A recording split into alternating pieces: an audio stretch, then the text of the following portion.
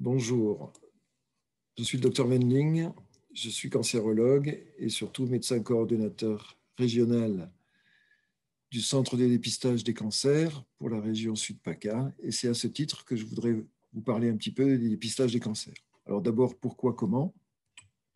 En France, on a une augmentation importante ces 20 dernières années des cancers en France, avec plus de 1000 nouveaux cas par jour.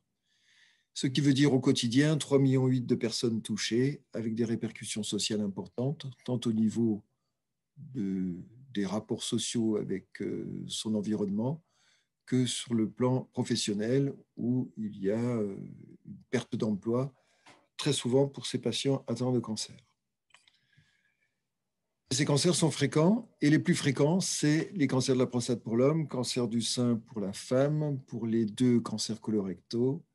Les cancers du poumon sont un peu moins fréquents, mais comme vous le voyez sur la diapositive, ce sont des cancers qui sont éminemment mortels et dont le dépistage est très difficile parce que c'est une maladie d'évolution rapide.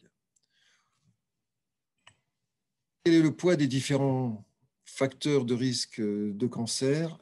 Bien entendu, le tabac, y compris dans le sein, bien entendu l'alcool, y compris et surtout dans le sein. Ailleurs, on trouvera aussi pour le cancer du col utérin les problèmes d'infection. Pour tous les cancers, on retrouvera le problème de l'inactivité physique et de l'obésité et du surpoids. Pour certains cancers, les traitements hormonaux. La pollution également aussi compte. C'est un facteur qui va devenir de plus en plus important. Mais aujourd'hui, c'est vraiment nos mauvaises habitudes de vie qui sont les premiers facteurs de risque de cancer. Dans 5 à 10% des cas, le cancer est dit d'origine génétique, ce qui ne veut pas dire que c'est le cancer qui se transmet, mais que c'est les facteurs de risque qui peuvent provoquer le cancer qui se transmettent d'une génération à l'autre.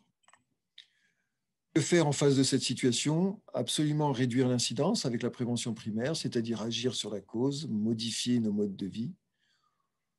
Deuxième type de prévention, c'est faire de la prévention secondaire, c'est-à-dire faire du dépistage pour détecter la maladie tôt. Si on détecte la maladie tôt, on aura des tumeurs plus petites, donc à guérison plus fréquente.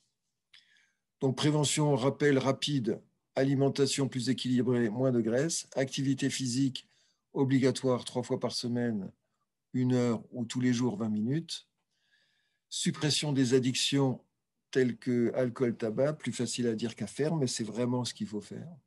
Protection cutanée au soleil et vis-à-vis, par exemple, du cancer du col utérin, faire une vaccination anti-papillomavirus qui assure absolument la non-survenue du cancer.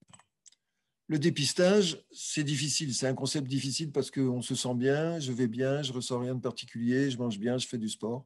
En fait, c'est un test qui va permettre au diagnostic précoce avant toute manifestation de symptômes. Et c'est donc très différent du diagnostic qui s'appuie sur des signes cliniques. Là, on est dans le tout début de la maladie, juste avant la maladie, et c'est ce qui va permettre d'anticiper le diagnostic, même s'il peut y avoir quelques inconvénients de surdiagnostic et de surtraitement, on verra ça un petit peu plus tard. Le diagnostic peut être organisé ou individuel, et c'est dans ce cadre-là que nous parlerons du dépistage organisé du cancer du sein.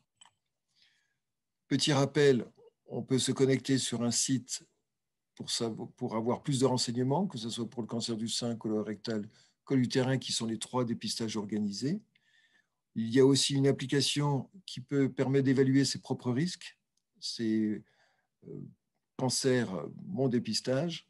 Et ensuite, on peut, pour cette année Octobre Rose, courir, participer ou marcher d'ailleurs à la course connectée organisée par le CRCDC. Vous pouvez vous inscrire avec l'équipe de votre choix.